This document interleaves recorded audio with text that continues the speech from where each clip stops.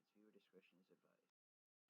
Hello to my subscribers, this is the TFN Geek, and tonight I have a very special thank you to give to my friend and M.OTransformers. Several weeks ago, he was nice enough to hook me up with Legacy Velocitron on Speedy 500 Deluxe Class Cosmos, and I thanked him a lot for that figure, and so M.OTransformers, he's become a very good friend of mine, and he found another Transformers figure that he figured would be nice enough for me to review, so thank you again for sending me this figure, M.OTransformers. He said I could keep it. So as the title of the video has shown, tonight we're going to be taking a look at Transformers Legacy Core Class as Decepticon Bomb-Burst.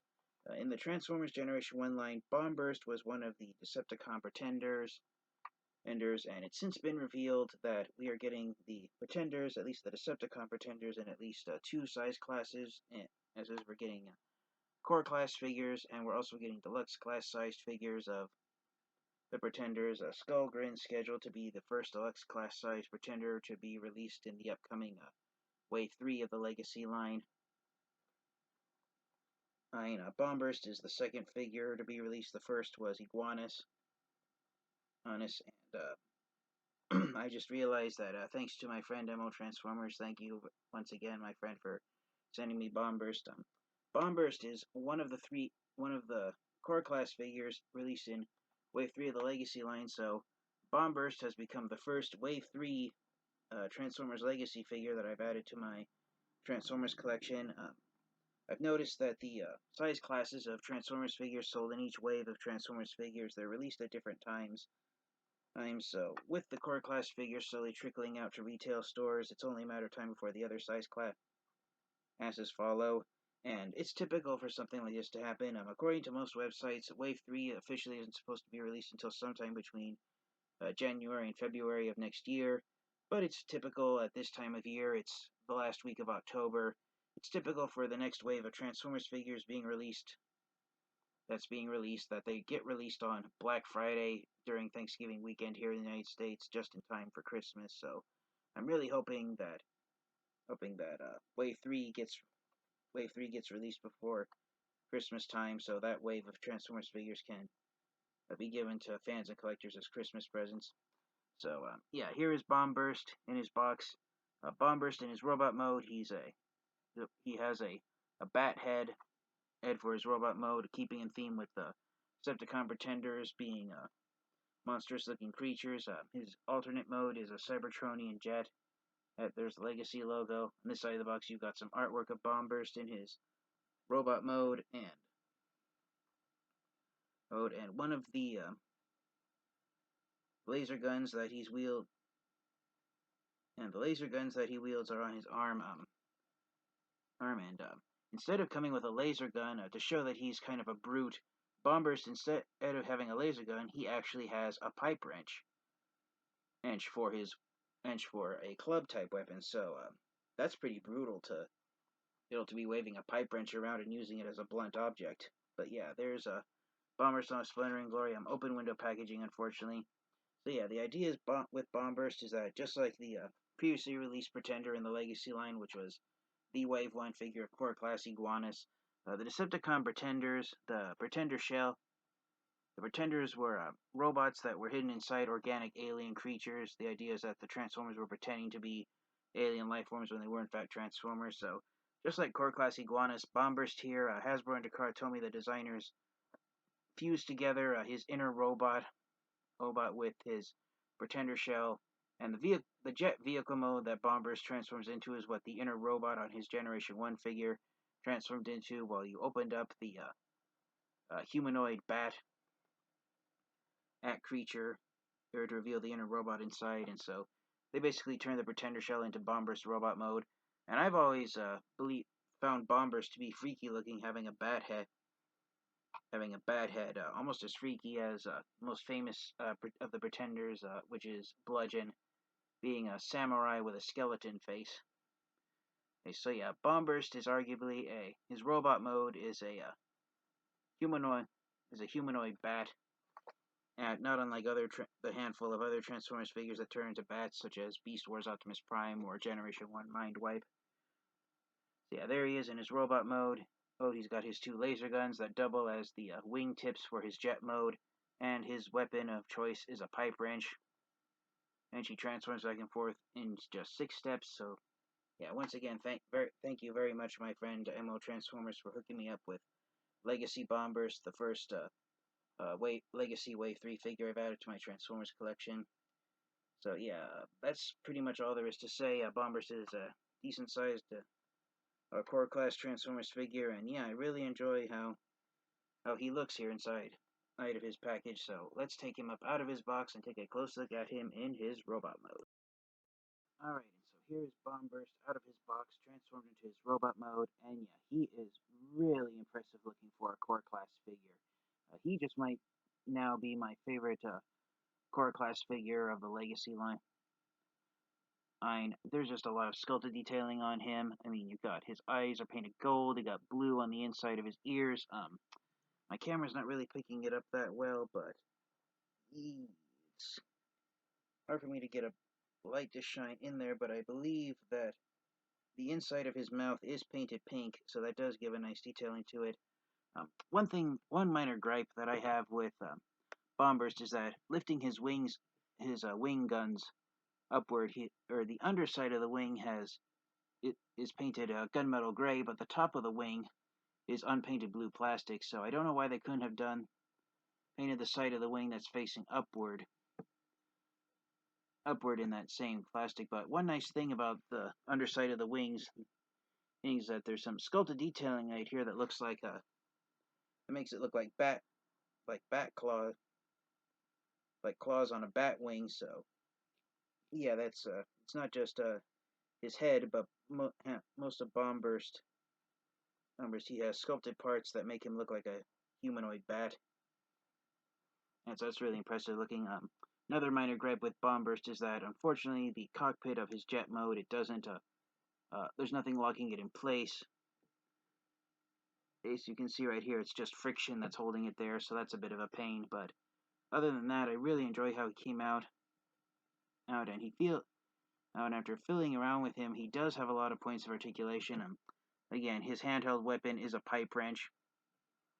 And on his product photos and on the instruction sheet, he's shown having the wrench with the clamps eye facing towards him, so he's supposed to use it like a hammer and hit his opponents into submission, while he also uses his arm-mounted cannons to blast his enemies. So yeah, you do not want to mess with Bomb-Burst. He's ready for a beatdown, literally. So yeah, that's pretty impressive for a Decepticon to have. I mean, the act of a pipe wrench, it's so simple yet so menacing, and it makes me realize that this is a robot you do not want to encounter in the dark arc. So yeah, really nice job on Hasbro and Takara Tomy with Bomb-Burst here. For articulation, his head is on a swivel joint. I thought maybe he might have an opening jaw gimmick with his mouth permanently open, and it honestly looks like they tried to design a hinge joint that would swivel at the base of his ears, but that's just sculpted detailing. And if you actually look at the back of his head, it honestly looks like they did almost want to try and do a hinge joint right there, but at the last minute they decided to cancel. They decided to not apply it, so that would have been nice for him to at least have an opening opening and closing jaw in robot mode. But yeah, his head's on a swivel joint, ball jointed shoulders, so his arms can go forward and backward 360 degrees. No bicep swivel, but the elbow is on a ball joint, so you can swivel the arm at the lower arm at the elbow. You can also do it up and down. No wrist articulation because it's a core class figure, and most Transformers figures this size don't have wrist joints. The waist is on a swivel joint, so he can rotate left and right at 360 degrees at the waist, so that's pretty nice. I've got ball jointed hips, so the legs can go out this far, they can go forward that far, they can go back this far, or they can go back even farther if you can move the cockpit out of the way. No swivel joints at the hip, but the knees are on ball joints, so you can bend the knee at 90 degrees, and you can rotate the lower legs at the top of the knees if you want. And there's a lot of articulated joints in his feet due to how he transforms. The feet can move up and down at the ankle. The toes and the heel spur have individual movement. But that's mostly due to a transformation, since you have to close them up when you transform him into his jet mode. Note again, the entire foot can go up and down at the ankle, and you have ankle rockers. So if you want to get Bomb-Burst into a sprawl-legged pose, you can spread his legs out and do just that. Yeah, but yeah, a lot of articulation in the feet, and I think that makes up for the fact that he only has a swivel joint at the neck for his head. But yeah, unfortunately, Bomb-Burst is relying on the ball joints in his knees to stand up properly, so unfortunately you might have some difficulty getting him into an action pose if you were to put him on a solid surface, because Transformers figures that have ball jointed knees are known to the ball joints in the knees are known to become weak and give way over time, so just be mindful of that when you're displaying Bomb-Burst. And for a quick size comparison, and here's Bomb-Burst next to fellow Core Class Pretender Iguanus. I did try and find my the first figure of Bomb-Burst that I added to my Transformers collection, which was the Power of the Primes Prime Master from 2018. But I unfortunately forgot where I put my Prime Master figure, so unfortunately I wasn't able to bring out Power of the Primes Bomb-Burst for the review. If I had waited until I found it, I probably would have taken me another day or two to find it. If and when I do find my Power of the Primes Prime Master Bomb-Burst figure, I will post photos of the two Bomb-Burst figures standing side by side. Hopefully I can remember to do that. But yeah, here's a first size comparison with a core class figure. Here's Bomb-Burst next to fellow Pretender Iguanus, and just holding Bomb-Burst by his one of his ankle joints, and it almost snapped back on me. But yeah, there they are. I'm really liking these core class Decepticon Pretenders. I'm really enjoying how they're turning out. Hasbro and Takara Tomy are now calling the Pretenders Energon Beasts. I don't know if older Transformers fans will ever warm up to that new name given to the Decepticon Pretenders. But as I said, we aren't just getting the Decepticon Pretenders in core class size. We're also getting deluxe class size Skullgrin. And is the first deluxe class size Pretender to be released, and it's rumored, though there's no confirmation yet, but it's rumored that we are going to get a new figure of Bludgeon in the Legacy line, and it's rumored that Bludgeon might be Voyager class size, so the Pretenders are going to be, the Decepticon Pretenders are being given figures in at least 3 size classes, so a lot of Transformers fans and collectors have been wondering if these figures are size accurate, if they aren't just miniature versions of larger figures, if these are in fact supposed to be the intended sizes of Iguanus and Bomb-Burst, and that basically compared to other Transformers figures of larger size classes, such as Deluxe and Voyager class, if these guys are supposed to be size accurate next to, say, Voyager class Megatron versus Core class Megatron.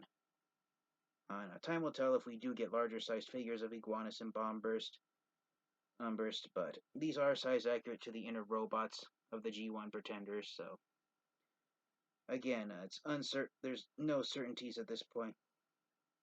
Right, but if we were to get larger sized figures of Bomb-Burst and Iguanus, and the core class figures are figures if just like core class Optimus Prime and Megatron from the Kingdom line, if these are in fact miniature versions of larger figures and not the intended size of these figures, such as Kingdom Rat Trap or core class Studio Series Wheelie, where this size class is meant to be the intended size of these characters.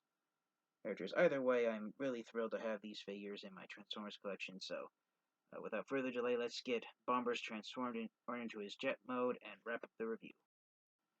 Alright, so before we actually get into Bomb-Burst's vehicle mode, I looked over the instruction sheet, and apparently you can there's 2 different robot mode configurations for Bomb-Burst.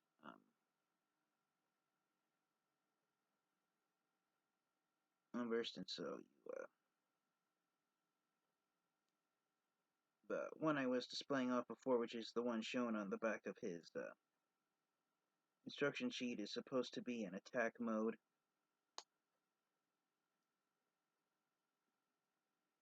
But one thing you can do is you can take this pipe wrench and store it here on the bottom of his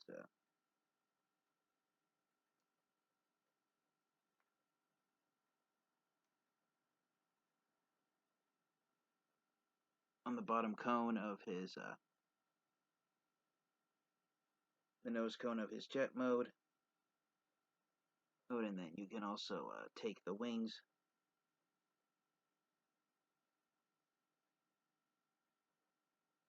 plug them here on the back of him, and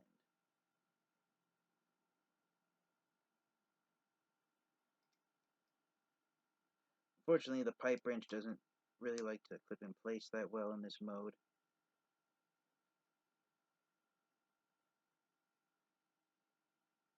But if you wanted to, you can give Bomb-Burst almost like a glider type mode, where he's got a glider hanging off of his back. So yeah, you can, according to the instruction sheet, you can do that if you want. Alright, and so here is Bomb-Burst transformed into his jet mode. It's a nice little jet. There isn't really much of a back to it due to how it transforms, but it is very accurate to how the inner robot on the Generation 1 Pretender version of Bomb-Burst transformed. And yeah, it's pretty nice looking. You got some vertical intake vents here on the top middle of the jet, which is where the screws are put in place. You've got the cockpits painted red, and then his Bomb-Burst pipe wrench sticks out on the front as a nose cannon, so that's pretty nice. And it is blast effect compatible. Same thing with the cannons on his wings that are blast effect compatible. And you've got 5mm ports on the back here of the cannons, so if you want to attach additional weapons to Bomb-Burst, you can do that. And overall, for what it is, being a core class figure based on a Generation 1 Pretender inner robot, Hasbro and Cartoni did a nice job of making it look very G1 accurate. And I really love the color palette used here on Bomb-Burst. You got creamy white with gray and light blue, and just, yeah, it's a pretty nice looking paint job. And for a size comparison, here's Bomb-Burst next to Iguanus. Again, even though Iguanus is a motorcycle and Bomb-Burst is a jet, they are almost the exact same size. Iguanus is coming off as being a little bulkier due to how his arms and legs become the supports for his motorcycle mode, but yeah, they are roughly the same size as each other.